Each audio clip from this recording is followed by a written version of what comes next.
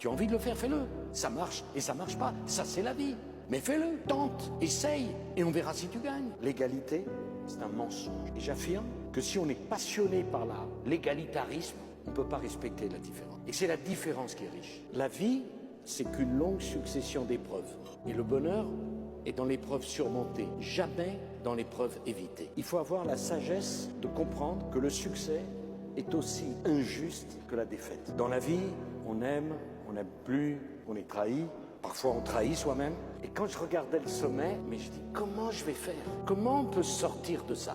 J'ai voulu raconter comment une vie peut partir de tout en bas pour aller tout en haut. Parce que c'est pas simplement ma vie, c'est la vie de chacun d'entre vous. Comment on fait au début avec ce qu'on a pour être heureux, pour avoir de l'ambition, pour avoir un métier intéressant. Et tout au long de ma vie, j'ai rencontré de la cruauté. Et parfois, moi, je me suis battu avec telle force. Moi, j'aime la vision, j'aime le leadership, j'aime les choses en grand, j'aime le côté épique. Au fond, j'aime la verticalité et les réseaux sociaux, c'est que l'horizontalité. Moi, je ne suis pas fait pour l'horizontalité. Je pense, voyez-vous, que l'égalité, c'est un mensonge. Quand vous allez chez le tailleur, l'égalité, ça serait de donner à chacun la même taille. Je pense que c'est injuste. Moi, je suis pour la justice. Je ne suis pas pour l'égalité. Je pense que si on veut être juste, il faut accepter de s'affranchir de l'égalité. Il y a des grands, il y a des petits, il y a des chauves, il y a des chevelus, il y a des énergiques, il y a ceux qui n'ont pas d'énergie, il y a des gens qui ont le moral, il y en a d'autres qui ont des dépressions, ils n'y peuvent rien. On est différents. Moi, j'aime la différence. Le savoir est une arme. Voici le chargeur.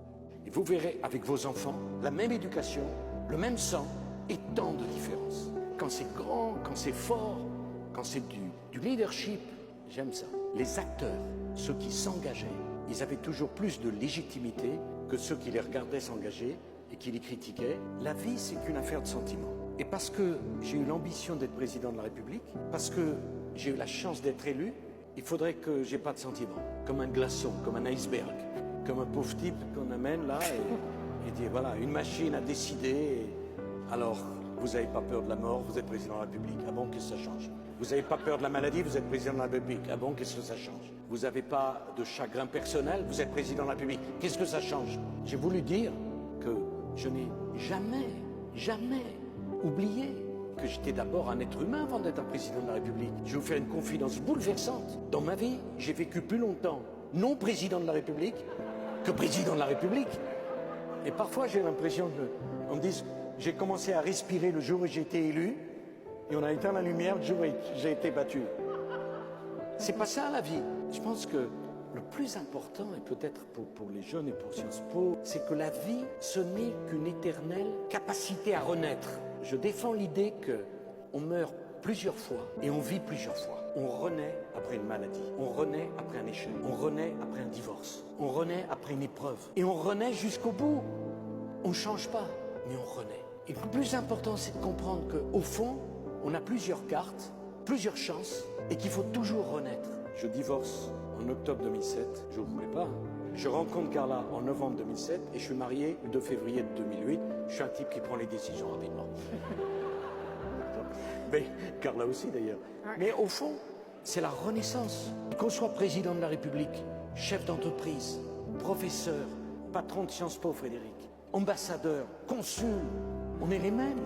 On a cette vie qui dure le temps d'un timbre-poste et malgré la brièveté, on s'agite pour en faire quelque chose comme si on avait l'éternité.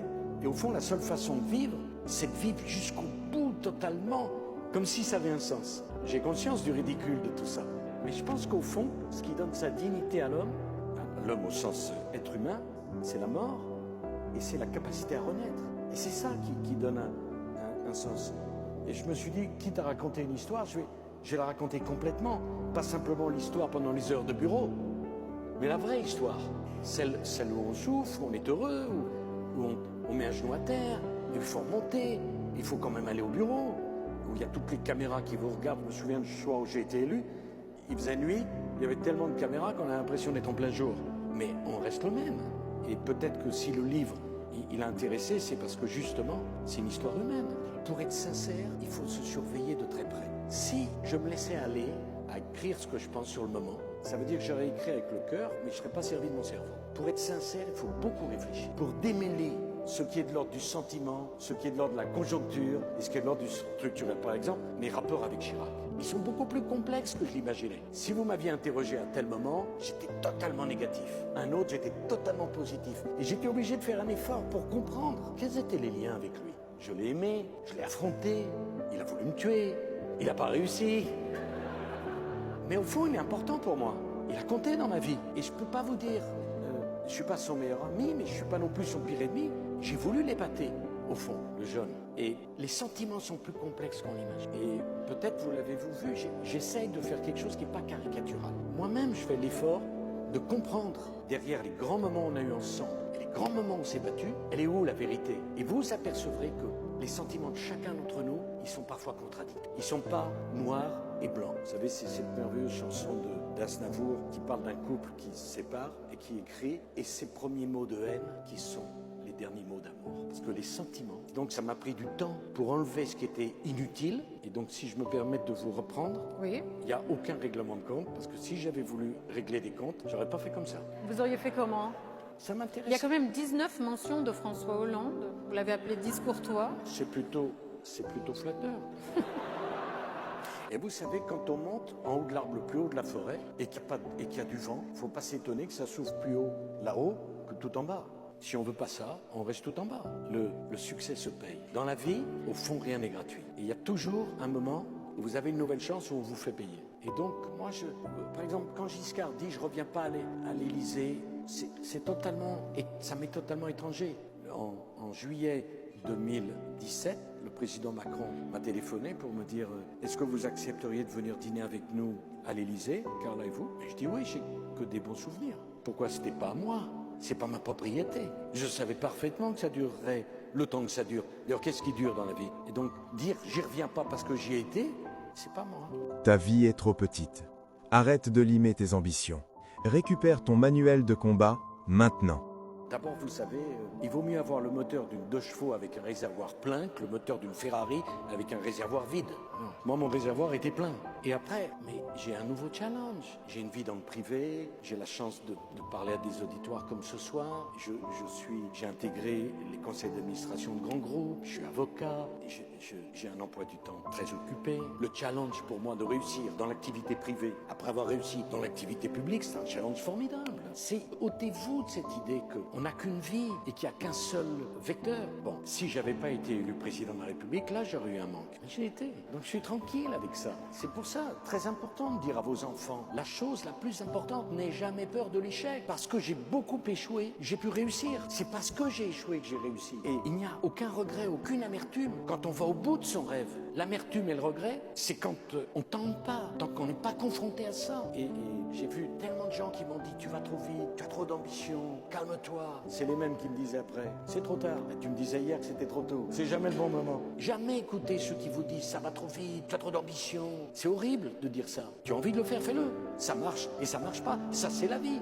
Mais fais-le, tente, essaye, et on verra si tu gagnes. Eh bien, j'ai un 2012, quand je me suis réveillé le lendemain d'avoir été battu, ma femme m'a regardé et me dit, ça va? Je dis, super, on commence une nouvelle vie. Et c'est un challenge aussi important, à titre personnel, que d'être président de la République. Je compare pas collectif, mais à titre personnel. C'est un challenge. Comme c'est un challenge pour celui qui va aller à la retraite, au lieu de mourir d'ennui, d'amertume et de regret, de trouver de nouvelles passions. C'est ça la vie. Et quand on dit chaque âge a ses plaisirs, c'est pas une formule, c'est une nécessité. Parce qu'au fond, quand on est passionné, on n'est pas passionné d'une chose, on est passionné de tout. Moi, je suis passionné de la vie. Et jusqu'au bout, ça me plaira. Et jusqu'au bout, j'essaierai de faire des choses. Et je parle là comme parler à la tribune des Nations Unies. Pour moi, c'est le même challenge, au fond. C'est d'essayer de donner le meilleur, d'essayer d'intéresser les gens, d'essayer de partager quelque chose. Faire un livre. Moi, faire un livre que personne ne lit, ça m'intéresse pas. C'était pas le but. Je voulais faire un livre qu'on partage, où les gens se disent, tiens, ça m'a donné la pêche de vous lire. J'ai compris des trucs, j'ai envie. C'est un challenge formidable. Donc pourquoi donc si je comprends bien, j'avais le droit à 50 bonheurs dans ma vie. Le moment où j'ai eu le plus d'ennuis sur les épaules. Non, c'est pas comme ça que ça se passe. J'essaie toujours de faire ce que je dis. Il fallait m'abattre. Ok. Mais au résultat, on verra. S'il y a une chose que j'aime pas, c'est l'injustice. Pas simplement pour moi, hein, en général. Je suis pas quelqu'un qui a peur. En tout cas, pas spontanément et pas de ça. Donc, je prends tout comme un combat. Et chaque combat, je le mène jusqu'au bout. Ça prend le temps qu'il faut. On ira jusqu'au bout. Vous dites qu'il n'y a pas de peur en ce qui concerne. J'ai peur de tas de choses. La maladie. Il n'y a pas un jeune amoureux français qui dit à sa copine, t'es fait une surprise ce week-end, on va à Francfort. Vraiment, génial. Moi, je suis marié avec une Italienne. On peut dire tout le mal qu'on veut des Italiens. On est les mêmes, on s'aime. Florence, Rome, Venise, Sienne. OK. À la maison, dans mon enfance, je sais très bien comment mon grand-père appelait les Allemands.